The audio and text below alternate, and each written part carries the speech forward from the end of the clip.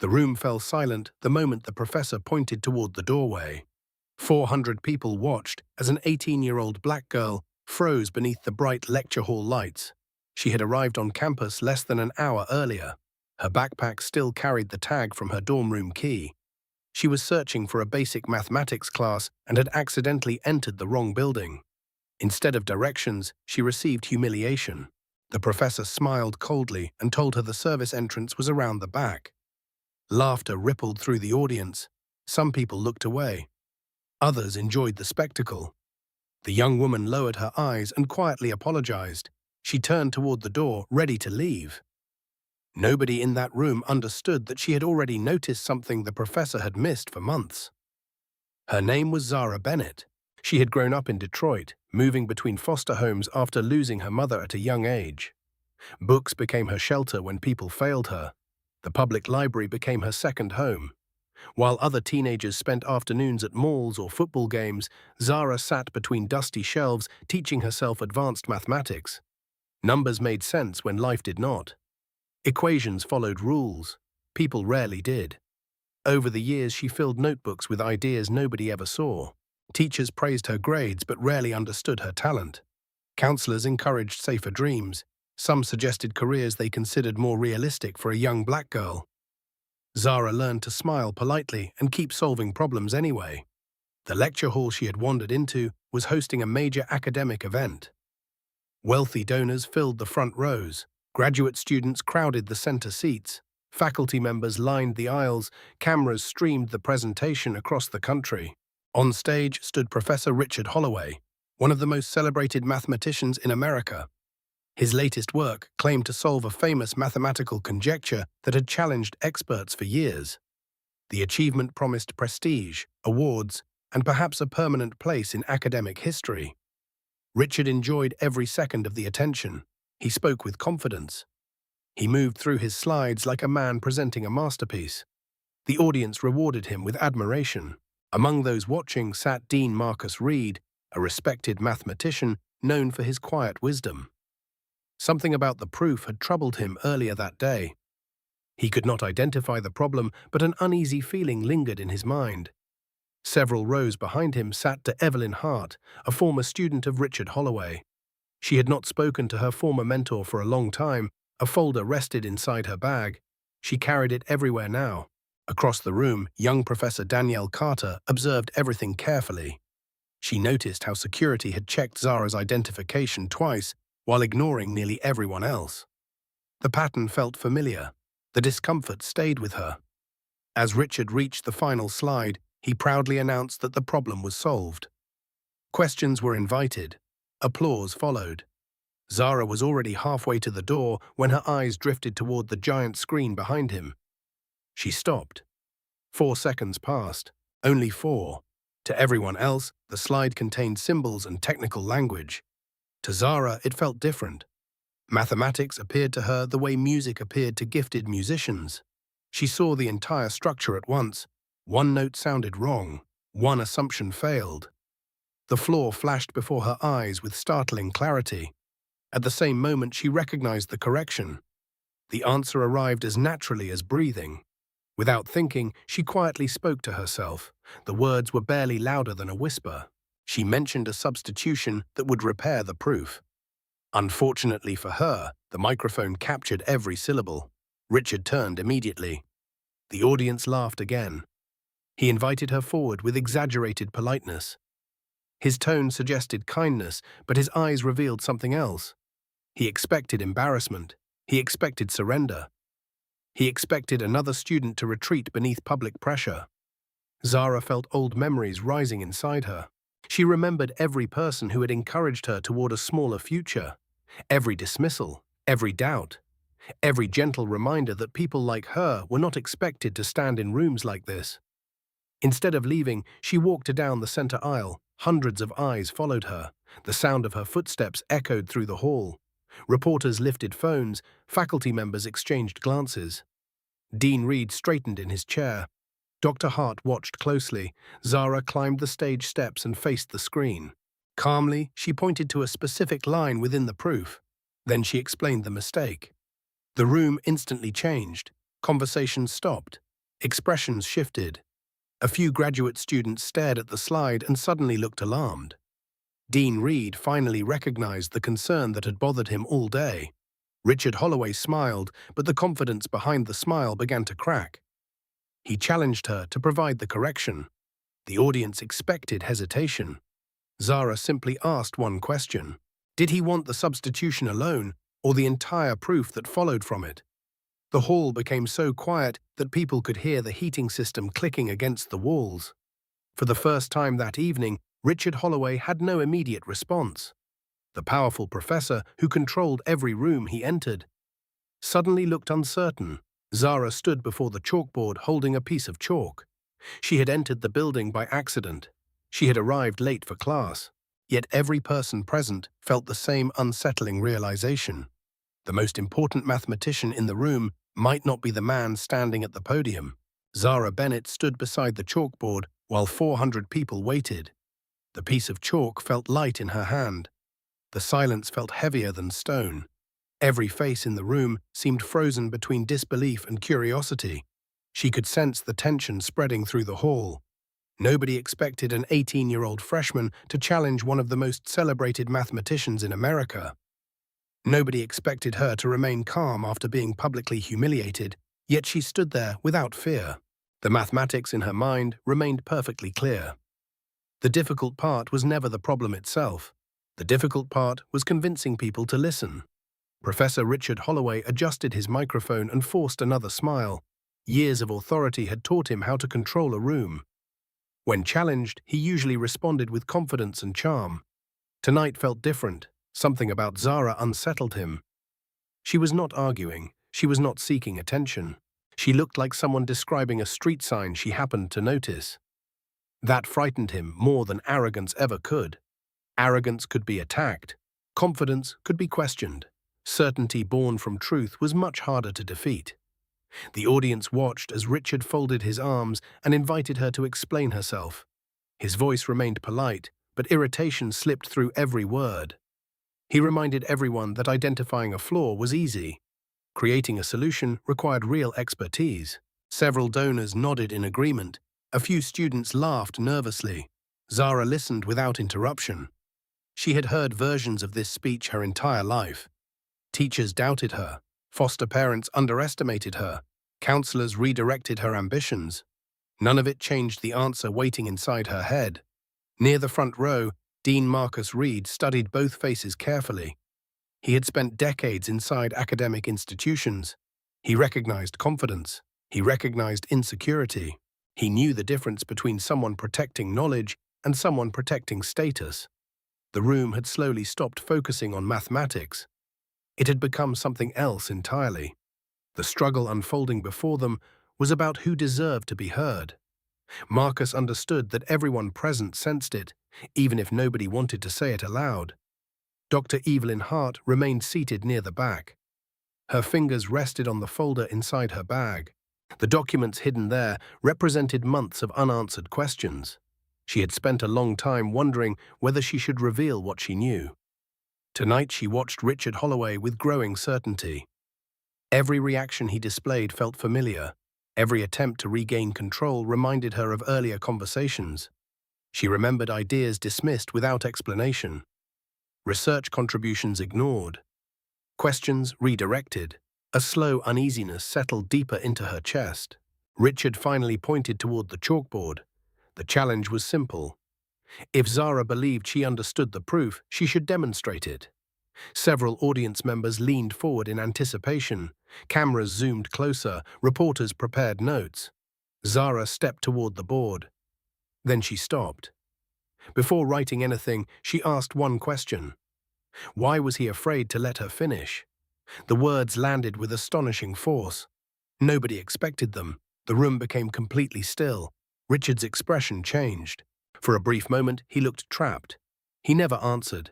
Instead, he began discussing procedures. He spoke about academic standards. He spoke about institutional rules. He spoke about verification processes. The explanation continued for several minutes. Each sentence moved farther away from mathematics.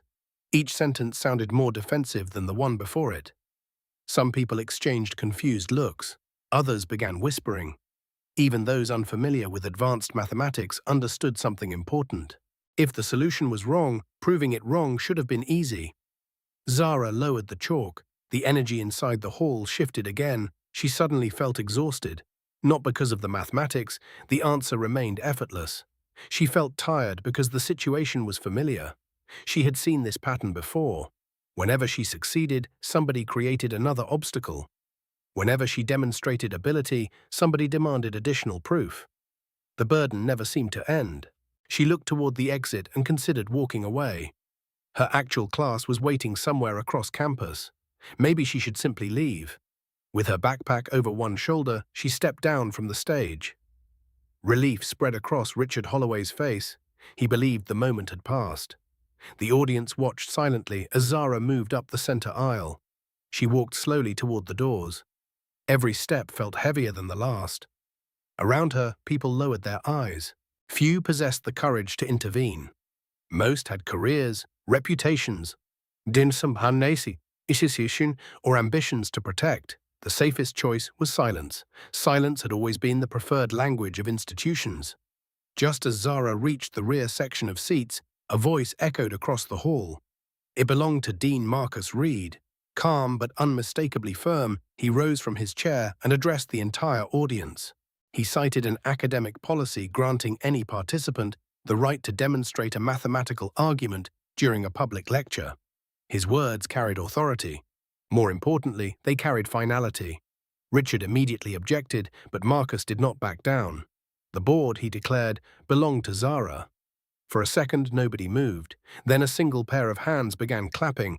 The sound came from a security officer standing near the side door. Another person joined, then another. The applause spread slowly through the hall, like distant thunder rolling across a summer sky. It was not loud. It was not dramatic. It was something deeper. It was recognition. Zara turned around and looked back toward the stage. Hundreds of people were watching her. Some smiled, others looked emotional. For the first time that evening, she felt invited rather than tolerated. She walked back down the aisle. The applause continued. Richard Holloway remained motionless. His jaw tightened with every step she took. Zara climbed the stage once more and picked up the chalk. The answer still waited patiently inside her mind. 4 seconds had been enough to find it. Months had not been enough for him. The audience held its breath. Somewhere in the room, a reporter stopped taking notes because she did not want to miss a single second. Zara faced the chalkboard. Then, with complete confidence, she raised the chalk toward the black surface and prepared to write the line that could change everything. The chalk touched the board. Every eye in the hall followed the movement of Zara Bennett's hand. The audience expected pages of calculations.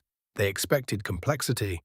They expected confusion. Instead, she wrote a single elegant line. The expression stretched across the board with remarkable simplicity. 15 symbols. Nothing more. No dramatic explanation followed.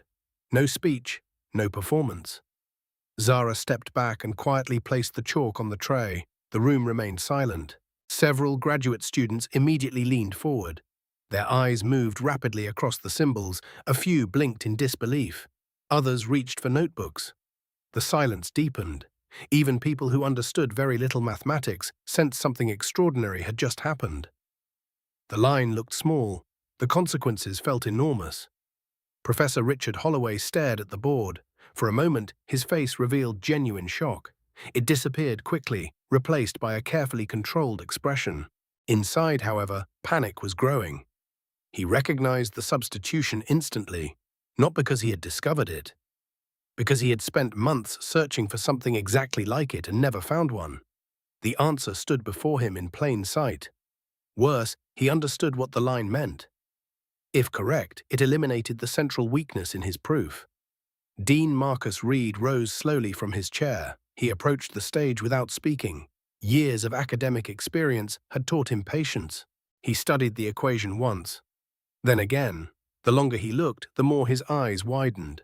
Around him, several faculty members began whispering among themselves. Their voices carried excitement mixed with disbelief.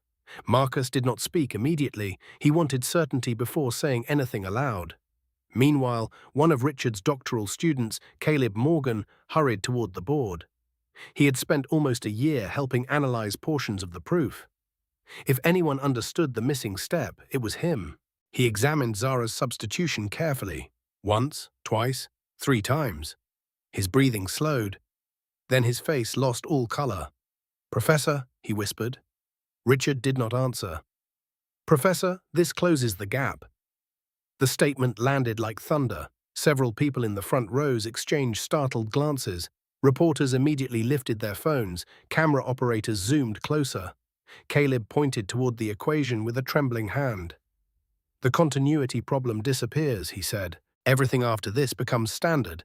The argument flows naturally from here." Richard interrupted quickly. He argued that a single line could not prove such a complex theorem. His voice sounded sharper than before. The confidence that had dominated the lecture was beginning to crack. People noticed. Marcus Reed noticed. So did every graduate student in the room. Another verifier approached the board. Her name was Evelyn Hart. The moment she stood beside the equation, the atmosphere shifted again. Evelyn had spent years researching related mathematical structures. She understood the problem deeply. She read the substitution in silence. Then she closed her eyes briefly. Something about the line felt painfully familiar. When she opened them again, she turned toward Richard. "It works," she said quietly. Nobody moved. "Not only does it work," she continued, "it is more elegant than the entire framework presented tonight." And a murmur spread through the audience. Richard immediately challenged her conclusion. Evelyn did not react. She simply pointed toward a specific section of the board and calmly explained why the substitution transformed the problem. Her explanation lasted less than a minute. By the time she finished, several mathematicians in attendance were nodding. The room could feel momentum changing direction. A third verifier joined them. He was younger than the others, nervous, careful. Richard had expected him to support the official presentation without question. Instead, the young scholar stared at the equation for nearly half a minute. Finally, he spoke. "I don't know how she saw this," he admitted, "but it works." No applause followed. The audience was still processing what had happened. 4 seconds. That was all Zara needed. Months of research, thousands of hours, international attention, academic prestige, a celebrated lecture. All of it had been altered by a freshman who accidentally entered the wrong room. Margaret Lawson, a reporter sitting near the front, typed rapidly into her phone. She knew she was witnessing the beginning of a story much larger than mathematics. This was not simply about a theorem anymore. It was about power, about access, about who received credit and who received doubt. The first clap came from the back of the hall. A security officer standing near the exit slowly brought his hands together. One clap, then another. Soon others joined him. The applause spread row by row. Faculty members stood. Graduate students rose to their feet. Visitors followed. Within moments, the entire hall erupted into a standing ovation. Everyone stood except Richard Holloway. He remained seated. His eyes never left the chalkboard. Zara looked uncomfortable rather than triumphant. She had not expected applause. She had not entered the room seeking recognition. She simply recognized an answer and wrote it down. To her, the mathematics mattered more than the audience. When the applause finally softened, Richard walked slowly toward the podium. He attempted to regain control. His voice sounded strained. He argued that further review was necessary. Additional verification, more analysis, more paperwork, more procedures. The audience listened politely. But something had changed. People no longer heard authority in his words. They heard delay. They heard someone buying time. Zara folded her arms and listened quietly. She did not interrupt. She did not challenge him. Her silence somehow carried more weight than his speech. Then Evelyn Hart stood. For months she had carried a folder filled with documents, drafts, notes, emails, questions she never managed to answer. Slowly, she removed the folder from her bag. Several people noticed. Richard noticed too. The color drained from his face. For the first time all evening, genuine fear appeared in his eyes. Evelyn looked at him steadily. The audience sensed another revelation approaching. The mathematics had already shaken the room. What Evelyn carried in that folder threatened to destroy far more than a proof. The applause gradually faded, but the tension inside the hall only grew stronger. 400 people remained standing or leaning forward in their seats, unwilling to miss a single moment. The equation still sat on the chalkboard. 15 symbols, 15 simple symbols that had shifted the balance of power in an entire room. Zara Bennett stood quietly beside the board while Professor Richard Holloway gripped the podium with both hands. His polished confidence was disappearing. The audience could see it now. Evelyn Hart stepped toward the center aisle with the folder pressed against her chest. The room watched her carefully. Most people knew her as a respected researcher. Few understood the complicated history between her and Richard Holloway. Years earlier, she had been one of his most promising doctoral students. She admired him once. She defended him once. She trusted him once. Looking at him now, she felt none of those things. Richard cleared his throat and attempted to redirect the discussion back toward academic procedure.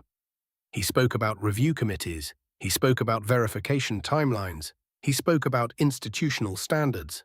Every sentence sounded rehearsed. Every sentence moved farther away from the equation on the board. The audience grew restless. People wanted answers, not delays. Then Evelyn opened the folder. The sound of paper sliding free seemed unusually loud. Several faculty members exchanged nervous glances. Dean Marcus Reed folded his arms and watched silently. Margaret Lawson stopped typing and raised her phone again. Even the camera operators adjusted their positions. Evelyn removed a stack of printed documents. "Professor Holloway," she said calmly, "do you recognize these?" Richard looked at the papers. For a brief moment, his face revealed something he could not hide. Recognition, the audience noticed. Evelyn held up the first page. "These are research drafts from my work 18 months ago." The room became perfectly silent. Every page contains metadata. Every edit is time-stamped. Every version is archived. Richard immediately objected. He claimed the documents were irrelevant to the evening's discussion. His voice rose slightly. The reaction only made people more interested. Evelyn remained calm. "One section discusses the exact substitution Zara just wrote on the board." The hall erupted with whispers. Richard's jaw tightened. Several reporters immediately began recording. Marcus Reed slowly removed his glasses and cleaned them with a handkerchief. Anyone who knew him understood that this small gesture meant he was paying very close attention. Evelyn continued, "I submitted this work to Professor Holloway for review." She flipped through several pages. His response stated the idea was incomplete and not ready for publication. The audience listened carefully. "Tonight I watched an 18-year-old freshman independently arrive at the same solution. Nobody moved. Nobody even coughed. The room felt frozen." Richard attempted another interruption. He insisted mathematical concepts often overlap between researchers. Similar discoveries happen. Parallel thinking occurs. Academic coincidences exist. Evelyn nodded. "That is true," she said. Then she held up another document. "Coincidences become less convincing when the language is identical." The audience reacted immediately. Several professors leaned forward. Margaret Lawson's eyes widened. The expression on Richard's face darkened. For the first time that evening, he appeared genuinely cornered. Zara watched everything from beside the board. The situation felt surreal. She had entered the building searching for a pre-calculus classroom. Now she stood at the center of an academic storm involving people she had never met. The attention made her uncomfortable, yet she understood something important. This was no longer about her, it was about truth. Near the back of the hall, Danielle Carter finally rose from her seat. For months, she had remained silent during department politics. Young professors often learned to protect themselves. Speaking up could damage careers. Tonight felt different. "I have a question," she said. The audience turned toward her. "If the substitution is incorrect, why are we discussing procedures instead of mathematics?" The question landed heavily. Richard opened his mouth. No answer came. Danielle continued, "The board is right there. The equation is right there. 3 independent verifiers have already reviewed it. Why are we talking about paperwork?" A wave of murmurs swept through the hall. People had been wondering the same thing. Marcus Reed allowed himself the faintest smile. The conversation was finally moving where it belonged. Back on stage, Zara glanced at the chalkboard again. The substitution still looked obvious to her. Simple, elegant, natural. She could not understand why so many brilliant people had missed it. Then she remembered something her mother once told her before she passed away. Sometimes people stare so hard at a door that they forget to check whether a window is open. The thought made her smile slightly. Meanwhile, Richard Holloway looked increasingly isolated. Faculty members who had supported him earlier now avoided eye contact. Graduate students whispered among themselves. Donors appeared confused. The room no longer belonged to him. Then Margaret Lawson stood. "Professor Holloway," she said clearly, "will you deny that these drafts were submitted to you?" The question echoed across the hall. Every camera pointed toward him. Every phone recorded. Every eye waited. Richard stared at Evelyn. Evelyn stared back. The silence stretched longer and longer. Finally, Richard answered, but his response was not a denial. It was a request for legal counsel.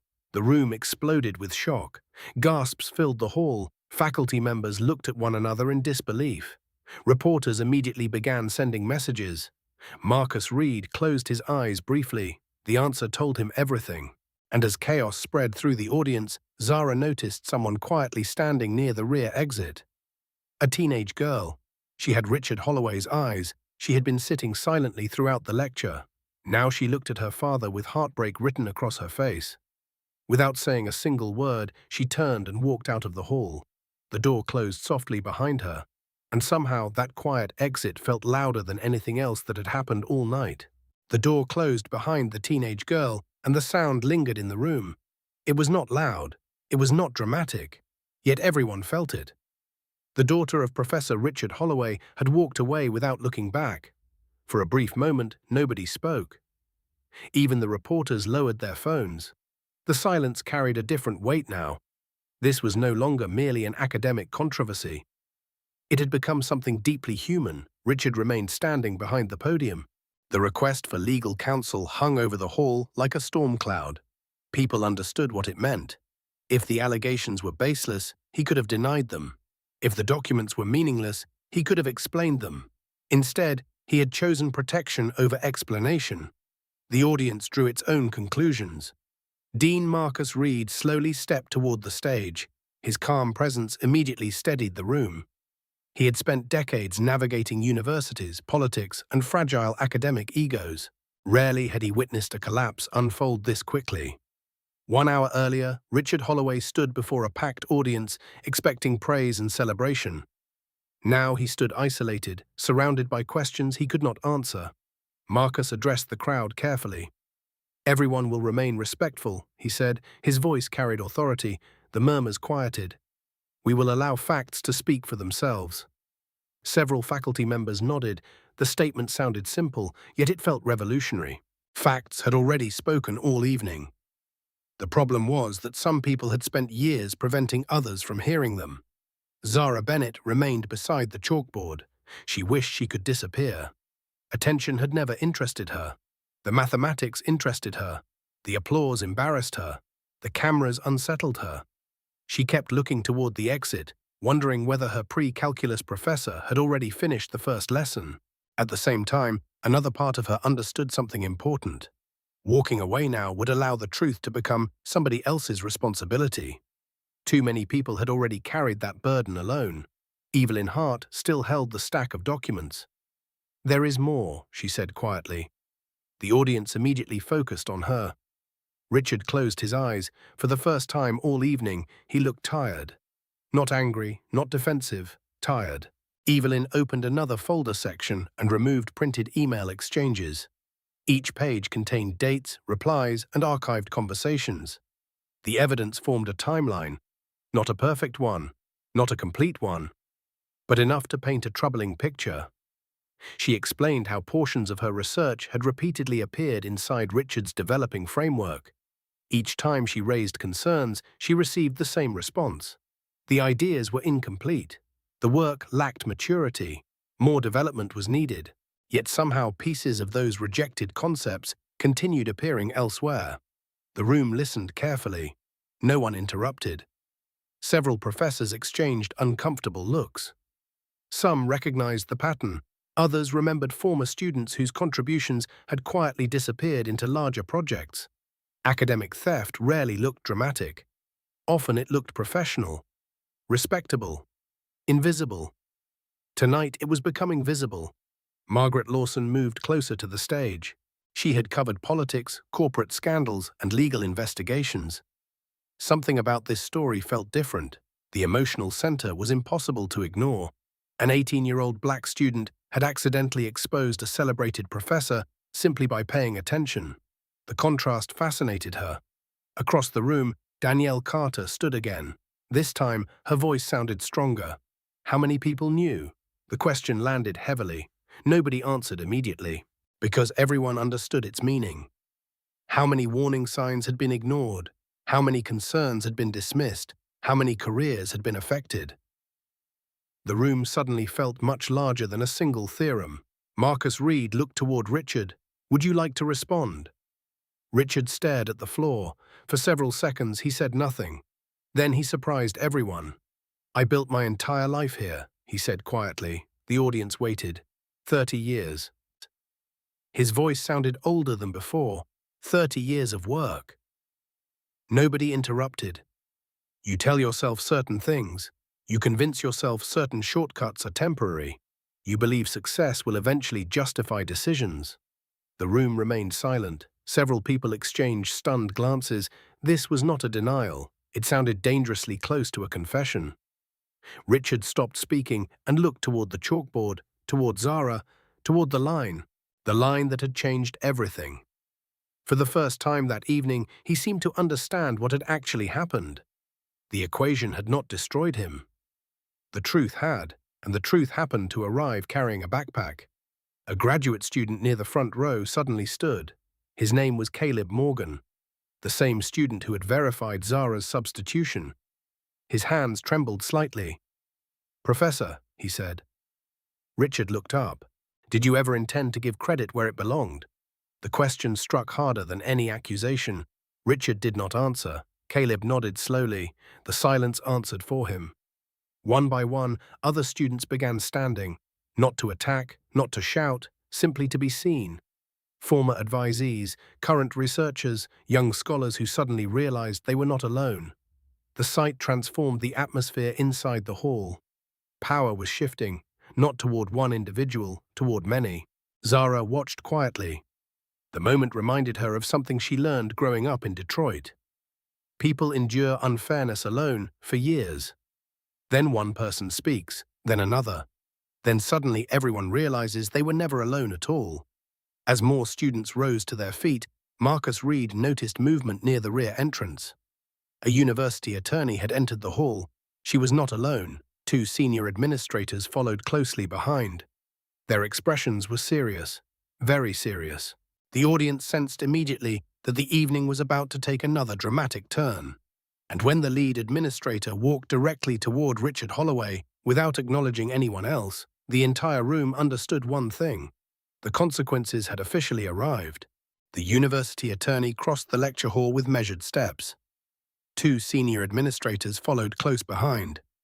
Their expressions revealed nothing, yet their presence alone changed the atmosphere. 400 people watched in complete silence. The excitement of discovery had faded. Something heavier had taken its place. Consequences had entered the room. Professor Richard Holloway remained beside the podium. He looked smaller somehow, not physically, emotionally. The confidence that once filled every corner of the hall had drained away. The celebrated scholar who began the evening expecting applause now stood surrounded by uncertainty. Every eye followed him, every camera remained focused. The lead administrator stopped several feet from the stage. "Professor Holloway," she said calmly, "we need to speak with you immediately." Nobody moved.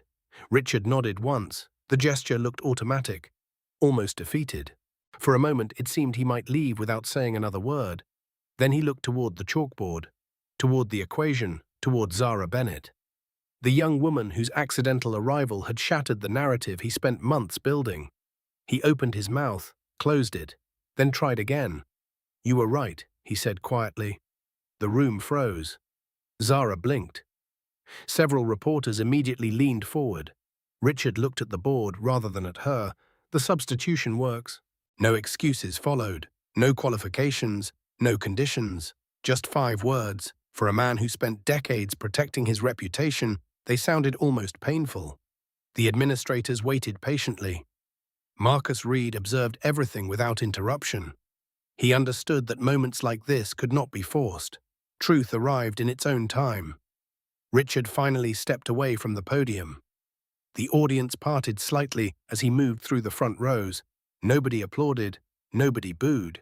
The silence felt more powerful than either. People simply watched a man leave behind the version of himself he spent years constructing. When the rear doors finally closed behind him, the room exhaled collectively. Only then did people begin speaking again. Questions erupted everywhere. Faculty members gathered in small circles. Graduate students compared observations. Reporters rushed toward power outlets and phone chargers. The lecture hall transformed into a whirlwind of conversation. At the center of it all stood Zara, looking completely overwhelmed. Marcus Reed approached her first. "Are you all right?" She nodded, then shook her head, then laughed nervously. The honest answer was complicated. An hour earlier, she worried about finding the correct classroom. Now national reporters were requesting interviews. The contrast felt absurd.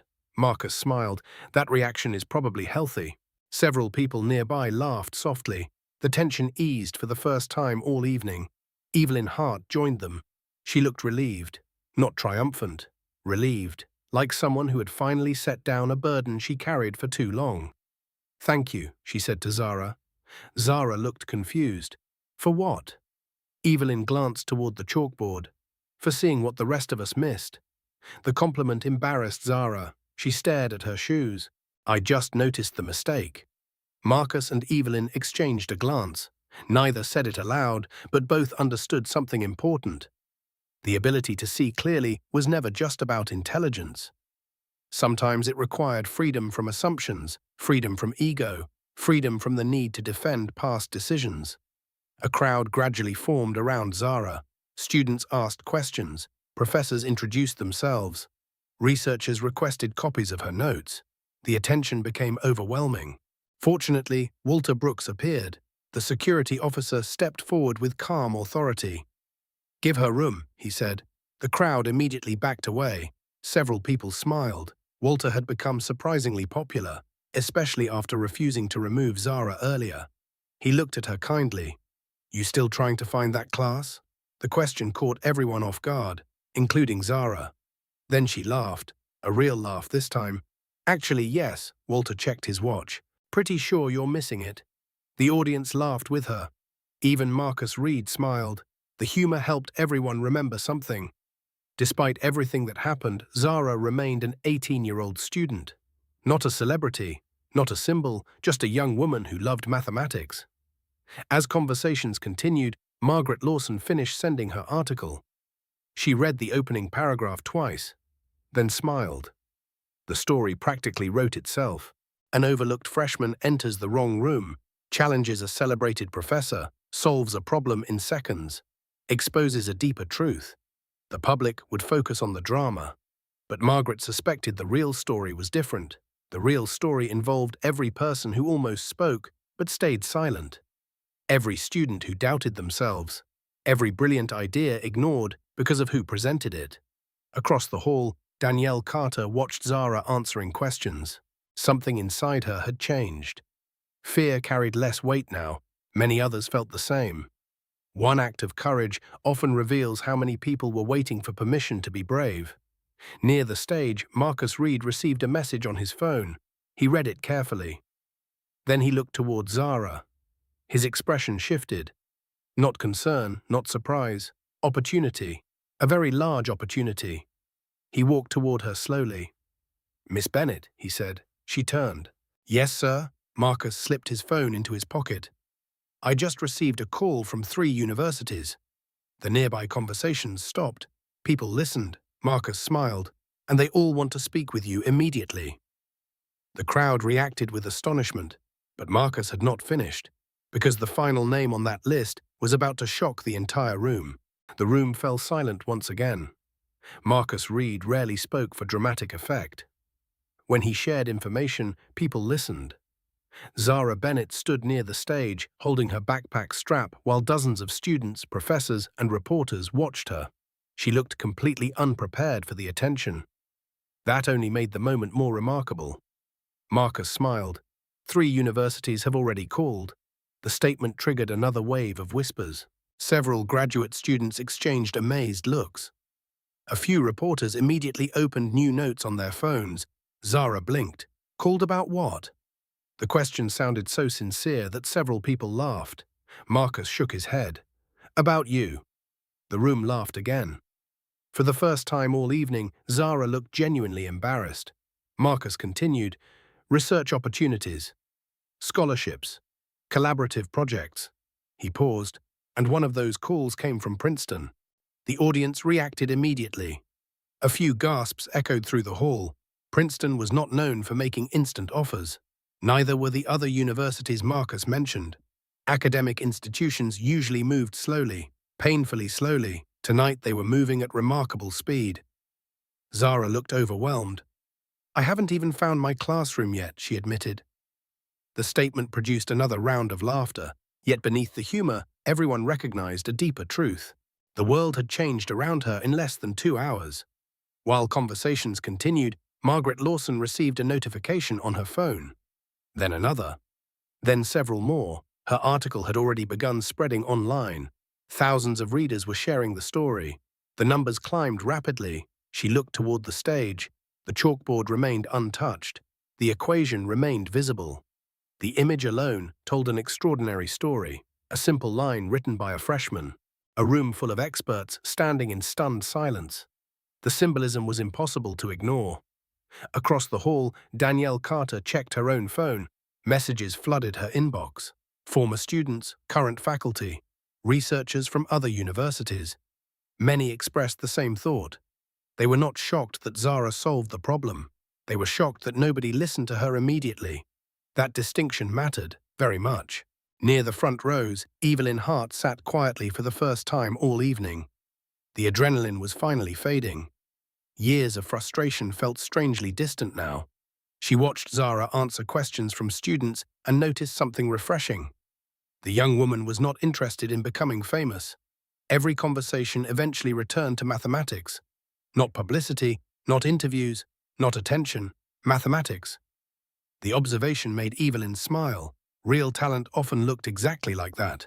Meanwhile, events outside the lecture hall were accelerating rapidly. The university administration had already begun emergency meetings. Department chairs exchanged urgent calls, trustees requested reports, legal advisors reviewed documentation. The situation had grown far beyond one lecture. Inside the hall, however, none of that mattered to Zara. She was staring at the equation. Something about it bothered her. Marcus noticed immediately. What is it? Zara hesitated. Nothing important. Try me. She looked back at the board. I think there's a cleaner version. For several seconds, nobody spoke. Then Marcus laughed, a loud, genuine laugh. Soon others joined him. The reaction spread through the room. People could hardly believe it. The equation that had already stunned leading mathematicians apparently still seemed inefficient to the freshman who wrote it. Marcus wiped tears from his eyes. You are absolutely impossible, he said. Zara shrugged. Maybe. The exchange quickly became everyone's favorite moment of the evening. Not because it was dramatic, because it revealed who Zara truly was. She cared more about elegance than recognition, more about solutions than applause, more about truth than status. Those qualities could not be taught. As the evening continued, several students approached her individually. One young woman spoke about feeling invisible in advanced classes. Another described being underestimated throughout school. A third admitted she nearly changed majors after constantly being told she did not belong. Zara listened carefully to each story. She never pretended to have all the answers. Instead, she offered something simpler: honesty. If you love the work, she said, don't let other people decide whether you belong. The words spread through the hall. People remembered them. Some even wrote them down. Outside, night settled over the campus. Streetlights illuminated the sidewalks. Rain clouds gathered above the city. The atmosphere felt different now, as if something larger than a theorem had shifted. Eventually, the crowd began thinning. Reporters departed first, then visitors, then faculty members heading toward emergency meetings. The giant lecture hall slowly emptied. For the first time all evening, quiet returned. Marcus, Evelyn, Danielle, Walter and Zara remained. A small group connected by one extraordinary night. Walter checked the time. "Well," he said, "your class is definitely over now." Everyone laughed. Then Marcus looked toward Zara. His expression became serious. "There is something else you should know." The room grew quiet. Marcus reached into his jacket pocket and removed a folded document. "This arrived 20 minutes ago." He handed it to her. Zara unfolded the paper slowly. Her eyes scanned the page, then widened. For the first time all evening, she looked genuinely shocked. Evelyn leaned forward. "What is it?" Zara lowered the document. Her voice barely rose above a whisper. "It's an invitation." "From where?" Danielle asked. Zara looked down at the letter one more time, then back at the group. "The National Academy of Sciences." The room fell silent, because everyone understood the same thing at exactly the same moment. The story that began with a wrong classroom was no longer confined to one university. It had just become national. By sunrise, the story had spread across the country. News websites featured headlines about the freshman who solved a famous mathematical problem after walking into the wrong lecture hall. Television networks discussed the controversy. Social media platforms exploded with debates, admiration, outrage, and inspiration. Millions of people watched the clip of Zara Bennett standing at the chalkboard. They watched her write a single line. They watched an entire room realize what had happened. Zara, meanwhile, was sitting on a city bus. Her backpack rested between her feet. A research paper lay open across her lap. She looked exactly the same as she had the day before. The contrast felt almost unbelievable. Passengers occasionally glanced in her direction. A few recognized her. Most remained polite. One older woman smiled warmly before returning to her newspaper. Zara appreciated that. She never wanted attention, she wanted quiet. Quiet made thinking easier. Outside the window, rain tapped gently against the glass. The city moved through another ordinary morning. Traffic lights changed, coffee shops opened. Students hurried toward classes. For everyone else, life continued normally. For Zara, nothing felt normal anymore. When she arrived on campus, dozens of messages waited on her phone. University officials, journalists, researchers, scholarship foundations, professional organizations. The notifications seemed endless. She stared at the screen, then locked it again. Her first priority remained the same. She still needed to attend class. As she entered the science center, Walter Brooks stood near the entrance. The veteran security officer smiled. "Only checked your ID twice yesterday," he said. "Trying for 3 today," Zara replied. Walter laughed loudly. Several nearby students smiled. The simple exchange felt comforting. Not everything had changed. Some things remained wonderfully normal. Inside her classroom, Professor Alan Roberts was preparing notes on the board. Unlike the massive lecture hall from the previous evening, this room contained fewer than 30 students. Small desks, fluorescent lights, quiet conversations. The ordinary atmosphere immediately relaxed Zara. Professor Roberts looked up as she entered. For a brief moment, the room became silent. Every student recognized her. Every student had seen the news. The professor smiled gently. "Good morning, Miss Bennett." "Good morning, Professor." He pointed toward an empty seat. "Let's learn some pre-calculus." The class laughed. So did Zara. The kindness meant more than he probably realized. For the next hour, nobody discussed the lecture hall. Nobody mentioned reporters. Nobody asked about television appearances. They simply studied mathematics. It felt perfect. After class ended, however, reality returned quickly. Dean Marcus Reed was waiting outside. Several university officials stood nearby. Their expressions suggested important news. Marcus handed Zara a folder. "You should probably sit down." Zara immediately became nervous. The folder contained formal offers, research fellowships, scholarships, academic partnerships, invitations from prestigious institutions. The list seemed impossible. Some opportunities would take experienced scholars years to receive. She had earned them overnight. Marcus watched her carefully. "You deserve every one of them." Azara shook her head slowly. I solved one problem. Marcus smiled. No. He pointed toward the folder. You revealed something larger. Nearby administrators nodded. They understood. The mathematics mattered. The courage mattered too, perhaps even more. Across campus, another series of meetings was unfolding. University investigators had begun reviewing the documents provided by Evelyn Hart. Additional researchers came forward, former students submitted statements. Archived emails were examined. Questions multiplied rapidly. The deeper investigators looked, the more complicated the situation became. Richard Holloway's legacy was unraveling thread by thread. Meanwhile, Evelyn sat alone in her office. Sunlight filtered through the blinds. For the first time in months, she felt peace. Not victory, peace. There was a difference. Victory focused on defeating someone. Peace focused on no longer carrying pain. She opened her inbox. Hundreds of messages filled the screen. One stood out immediately. The sender was Richard Holloway.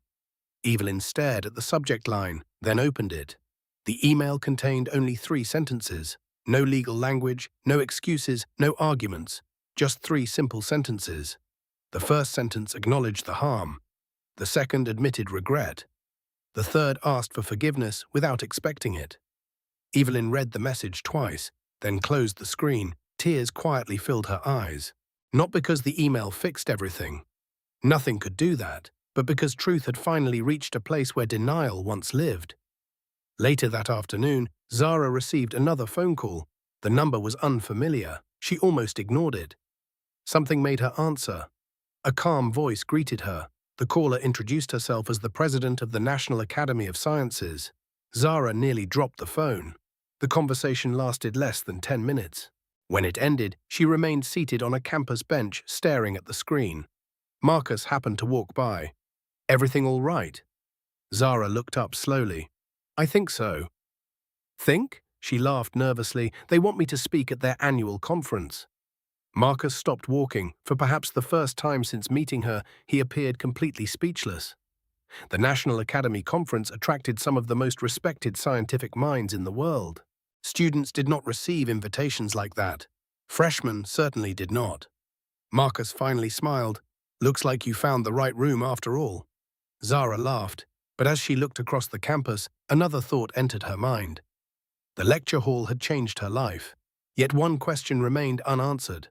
What would happen when she finally stood on a national stage and told the entire country exactly what she believed the real lesson of that night truly was?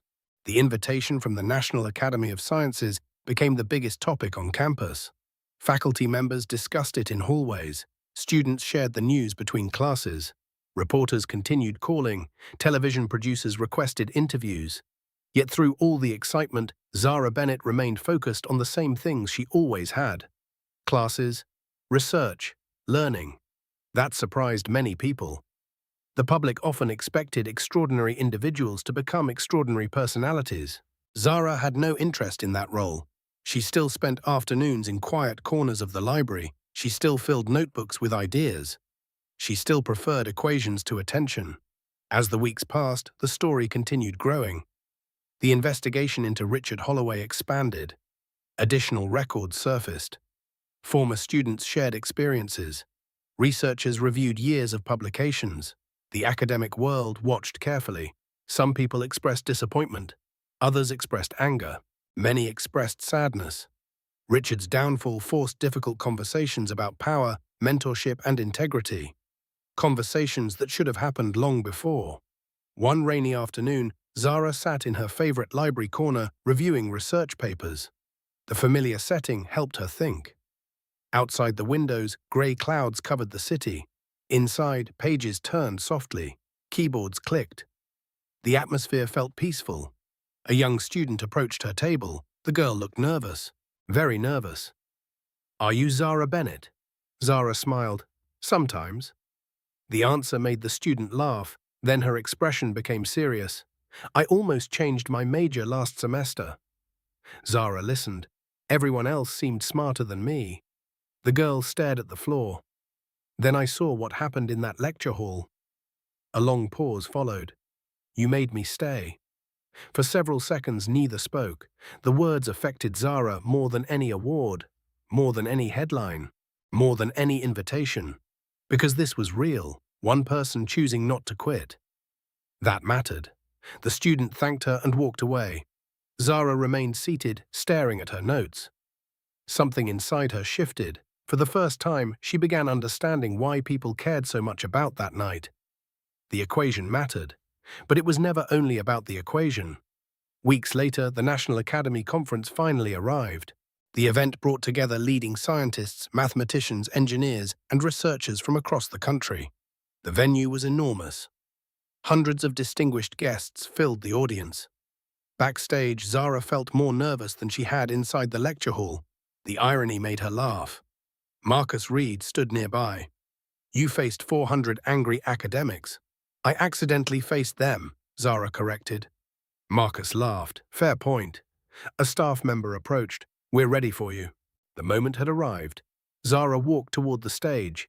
Bright lights greeted her. The audience applauded warmly. She reached the podium. The room settled. Hundreds of accomplished professionals waited to hear what she would say. Many expected a story about talent. Others expected a discussion about mathematics. Some anticipated criticism of academia. Instead, Zara began differently. She told them about Detroit, about libraries, about foster homes, about teachers who encouraged her, about people who underestimated her, about learning alone because books were always available when guidance was not. The audience listened carefully. Then she spoke about the lecture hall, not the humiliation, not the headlines, not the scandal, the opportunity. "People keep asking how I saw the answer so quickly," she said. The room became silent. "That's the wrong question." Several audience members leaned forward. "The better question is why so many people were ready to dismiss the person who saw it." The statement landed powerfully. No anger filled her voice, only honesty. "Talent exists everywhere," she continued.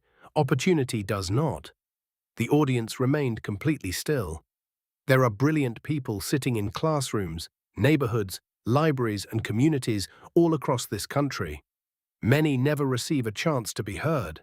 A few people nodded, others lowered their eyes. The truth felt uncomfortable. That was exactly why it mattered. Zara concluded with a message nobody expected. The greatest lesson from that night wasn't mathematical. The room listened. It was human. A long pause followed. Listen carefully when someone unexpected speaks. Silence. "You might be hearing the answer." The audience rose to its feet. The standing ovation lasted several minutes, not because of a theorem, not because of a controversy, because people recognized wisdom when they heard it. As the applause continued, Zara looked across the crowd. Researchers, students, teachers, leaders, future innovators. Then she noticed someone standing near the back, a familiar face. The teenage girl who had quietly walked out of the lecture hall that night. Richard Holloway's daughter. Their eyes met across the room. The young woman smiled gently. Then she began walking toward the stage, and Zara suddenly realized that the most important conversation of her entire journey was about to begin. The applause gradually faded, but the energy inside the conference hall remained electric. Hundreds of people stayed standing, many wiped tears from their eyes. Others simply stared at the stage, reflecting on what they had just heard. Zara Bennett stood quietly behind the podium. The speech was over, the message had been delivered, yet something told her the story was not finished. Near the back of the room, Richard Holloway's daughter continued walking forward. The crowd slowly parted. Nobody knew what she intended to say. Some recognized her immediately, others only sensed the significance of the moment. The young woman moved with calm determination. There was no anger in her face, no bitterness, only honesty. When she finally reached the stage, the room became completely silent. Zara stepped away from the podium. The young woman stopped a few feet away. For several seconds, neither spoke. Then she smiled. "My name is Lauren Holloway." Her voice trembled slightly. "And I wanted to thank you." The audience listened carefully. Lauren took a slow breath. "That night in the lecture hall changed my life too." A few people exchanged surprised looks. Lauren continued, "For years I believed success automatically meant integrity. I believed achievement proved character. Watching everything unfold forced me to understand those things are not always the same. The room remained silent. Truth hurt, she admitted, but living without truth hurts even more. The words carried extraordinary weight, not because they were dramatic, because they were brave. Zara listened carefully. She understood how difficult this moment must be. Lauren glanced toward the audience. People keep asking me how I feel about what happened. She smiled sadly. The answer is complicated.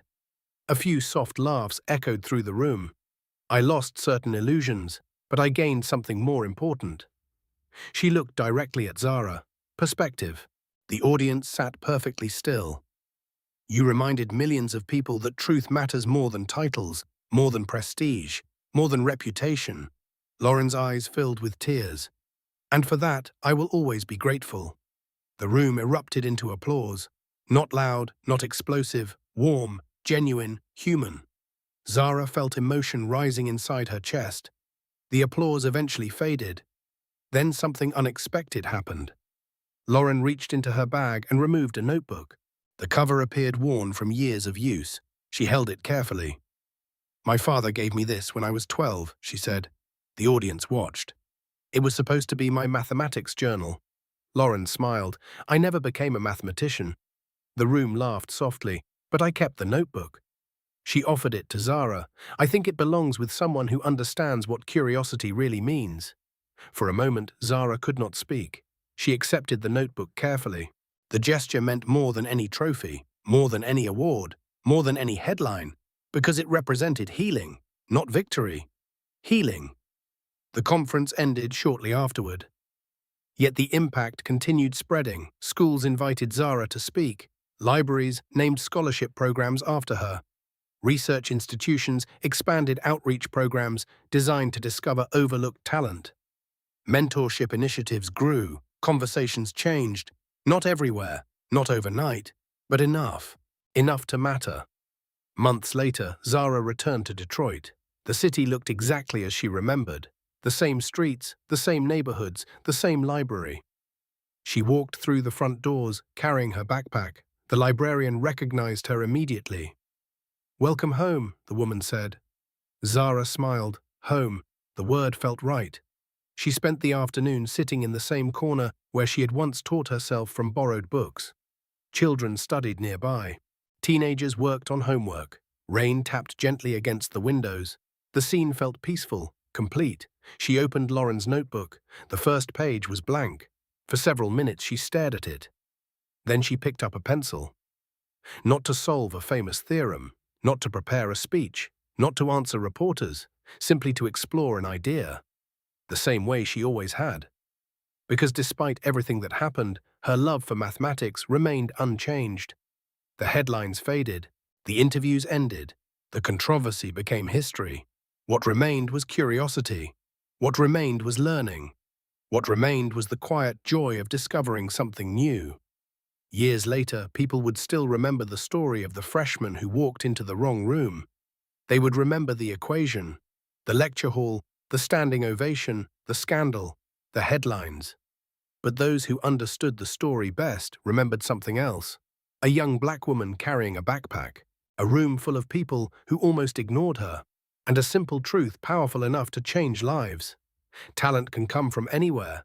Wisdom can appear in unexpected places. And sometimes the person holding the answer is the very person the room least expects to hear. That was the lesson. That was always the lesson. The mathematics revealed it. The people confirmed it. And the world became a little better because someone found the courage to write one line on a chalkboard. Subscribe to the channel, leave a comment, your viewing location, and share this video.